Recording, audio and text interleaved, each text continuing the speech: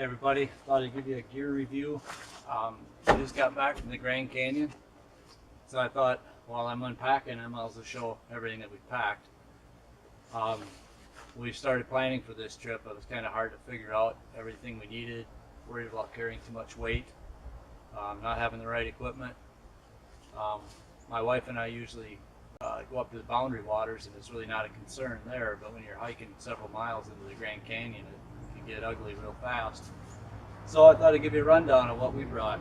So we planned our trip to go in the third week in April, and we thought the temperatures would be a little bit cooler down there. So I packed a down jacket, and then we got to the bottom, and it was about 96 degrees every day down there. I really didn't need my my packable down jacket, but still probably worthwhile bringing it. Never know what conditions happen down there. It could change very quickly. Another necessity was a wide brim hat. You may not like wearing wide brim hats, but after a few days of the sun just pounding on you, it's well worth it. Make sure it's a lightweight one. This one is OR. It's ventilated on the inside. Worked really good, nice and light. Another thing to have is a buff. Lots of uses for these. Again, when it was 96 degrees down there, we dumped these in the river and just put them over our heads, and it was a lifesaver. Let's go to shoes. So the shoes, these were brand new before I went down into the Grand Canyon. These are the Salomons, the Speedcross 4s. I was a little concerned about going down without traditional hiking boots, but I tell you, after using trail runners, I would never go back. These things were awesome. They about 3/4 of a pound each. They're not waterproof. I did get them wet a couple times, but you know, they dried right out. And they just kept your feet dry, being not waterproof. That water gets inside, you're done. It's gonna take a long time for it to dry out, even in 95 degrees weather. Let's see what we got next. Shirts. I brought down a couple of these Huck shirts. These are super nice. They're lightweight. They're ventilated. They work great, and you can just wash them out and they dry right away. Nothing cotton. You don't ever want to bring cotton down there. It'll take forever for cotton to dry out. As far as our cooking goes, we've got, this is our cooking setup that we have. I bring some matches down there. They don't let you have fires down there. I just have a Crown Royal bag is what I put it in. This is the GSI. I think this is called the Minimalist.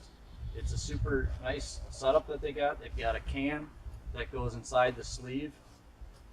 So it's nice and insulated. You won't burn your fingers on it. The only bad thing about it is you gotta remember to take this off. Fortunately, we've taken them off every time, but if it's dark or something, you go to set it on your stove, that will burn, and it'll burn the bottom off. The lid can go on this way for when you're cooking, and then it can go on this way to seal it, to drink your coffee or your food. What we use for our cook stoves down there is the Fancy Feast. Now, some people might not be a fan of using this, but we just heat water. That's all we had to do for our cooking. Everything that we brought was dehydrated. And then I just went down and I bought a little aluminum flashing from the hardware store. I just took a hole puncher and just punched a whole bunch of holes into it. So then we take our Fancy Feast can, set it down inside. I've got this marked with ounces of alcohol on the inside of it, so it holds 4 ounces. And then I can just pour 1 ounce into there. Again, take the sleeve off. Flip this over, set it on top of the stove, and that's how we cooked all of our meals down there. Worked really good, never had any issues with it. Again, it was kind of fun because we made these ourselves. I've used these for years, and they're great. They're super easy. Weighs in at like 2.2 ounces for your stove. Get one of these bottles, they'll fit right inside of them. All fits down right inside the cup, and all fits right inside the bag. Super easy onto that. As far as our food that we brought down, we don't have much left, but everything was dehydrated. We just did them out in house pouches. We could have taken them out of the pouches. I know a lot of people do, and they just put them in bags to make it a little more easier. But we just left them the way they were. They work great. And just some toiletries. Nothing fancy there, just a toothbrush. Put some foot powder, maybe a little bit of biodegradable soap. As far as our tent goes, this tent weighs in at about 1.5 pounds. This is the Big Agnes Scout UL2. It uses trekking poles to hold it up, so there's no poles with it. It worked out good. The only downside is it doesn't have a lot of ventilation to it. So we ended up leaving the front door wide open. We didn't really have any bugs come in or anything, but I don't know, it was kind of a disappointment onto that. I think the UL2, I think they make the Plus, and that one might have more ventilation to it, I'm not sure. Let's see, trekking poles. Black Diamond trekking poles. These work great. These are a lifesaver. I would recommend if you're going to do the Grand Canyon, you have these, even if you don't think you need them. One slip that you make down there, it's you know, it's going to be expensive getting out. If you twist an ankle or you know, pull a muscle or something, it's a helicopter ride out if you're on the trail. If you're near the river, chances are you could probably get a boat ride out. But you know, for $100 for a good set of trekking poles, it's well worth it. And when you're going back up the trails too of it, it's a little more horsepower. You can get your arms into the works, and it really makes the difference. Sleeping wise, I just brought an inflatable pillow. This one works really good. It's a Eureka Wicked Stick, they call it. It works good. You just blow it up and you got a pillow. I bring a little first aid kit. I'm allergic to bees, so in here I have to have my EpiPen. Probably works if you get stung by a scorpion and have a reaction too. I don't know, and then just your normal moleskin and other odds and ends that you might need. Some of the BioFreeze, that's really good. Your muscles are going to hurt when you get down there. What else we got in here? A little extra fuel. This is what we were using for fuel. You can use denatured alcohol too for the Fancy Feast. We just use bodily heat. Got to have a long spoon. This is a titanium spoon. It just works good for digging into bags. You're not getting food all the way up the handle, and you have to have a spoon anyway, so why not get a decent one? I got a water bladder, so I got just a Camelback water bladder that I have in here. It's like 90 ounces or something like that. Anyway, you got to have a water bladder for carrying water. That's a must-have. You can shut the water off. They can have blown hose. You come into camp late and you don't want to deal with something, you can just have your water there. Headlamp. Now this is a through night. It's a little bit overkill for what we had to do in the canyon. This thing probably lights up about 3 counties. Not really needed, but it was nice. We did some night hiking on the way out of the last day because it was so hot. We got up really early and hiked out. I was able to put it on high flame, and you could see 300 yards in front of you. A lot of times down there they recommend using a red light, because if you meet people on the trail, if you have a red light, your eyes can adjust faster. So they want you to use a red light. I didn't have it. We didn't really meet anybody on the trail. I don't think anybody was crazy enough to be up at the time we were at when we left. So, but anyway, that worked great. Need to have some rope. We used every bit that we had. A lot of the areas down there don't have shade, so we had to improvise. And this is a Terra hiker. It's a poncho.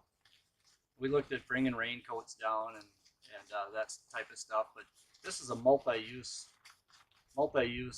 unit here. It's just a square piece of fabric or plastic, and it has a place for your head to poke through. It's got some Velcro on it, but it opens up, and it'll open up just into a tarp.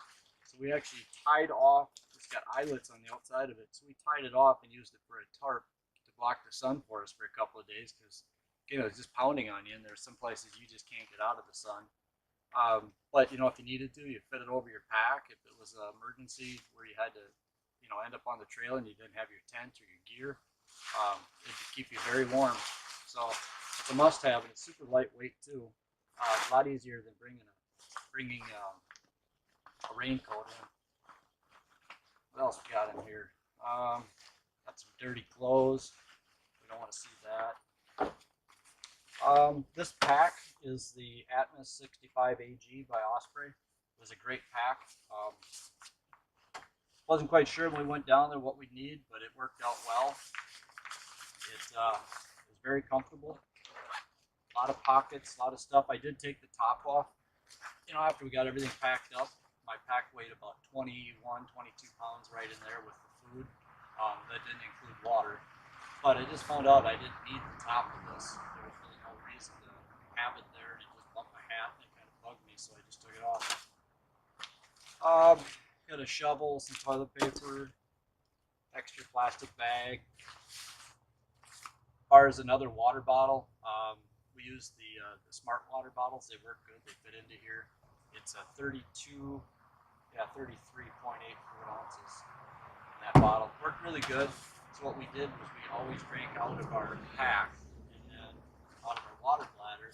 And when we ran out there, we knew exactly how much water we had left. And luckily, we never ran out on the trail. If we did, I did get the Sawyer filter. So we had the Sawyer filter, and then we had a couple of these vapor bottles. These are a 32-ounce bottle. You can fill them up full of water. You can clip them onto your pack if you need to carry a little bit extra water. We didn't need it, but they're super lightweight. Why not bring them? Because you never know when you're going to need extra water through some day hikes and stuff.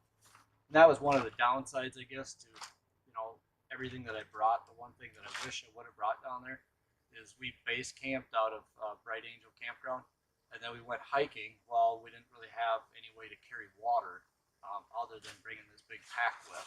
So we carried it around. It worked out fine, but a little bit overkill. It'd be nice to have like a little hydration pack that's in addition to this. Brought a towel with. You're going to want a towel just to clean up. River. And then down here, one of the nice things about the Atmos down here, they have a section where you can go down and pop in, pull your sleeping stuff out. So this is our sleeping bag. It's a big Agnes. This is one of the old Zirkles, and then we got the inflatable liner that goes with it. It actually goes inside the pack. It's a little bit overkill. It's about 4 pounds, but we use these up in the Boundary Waters all the time. And I just didn't want to buy another sleeping bag. Stuff gets expensive very quickly. And it worked out just fine for us. So let's see what else we got. Put some hand sanitizer on the front where you can add it. Don't get sick down here. Put all my Advil and got some extra batteries. Got a little knife in here. This was kind of nice. One of the things that we had brought with was I brought a GoPro with, and I also brought my camera and my cell phone. So this Bluetooth's with my cell phone. You can buy these online for just a few dollars, and then you can put it on a tripod. Just hit the picture if you want to take a picture with, standing still or something. So anyway, that was kind of nice. Got some extra rope in here. Other side, I got some sunscreen. Gotta have sunscreen for down there.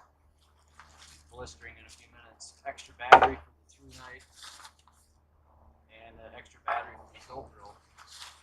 So again, we went down in April, third week in April. We were planning for temps to be down in the 75, maybe 80, 85 maybe. We got down there, it was 96 degrees, 110 in the sun, and really we weren't ready for that, I guess.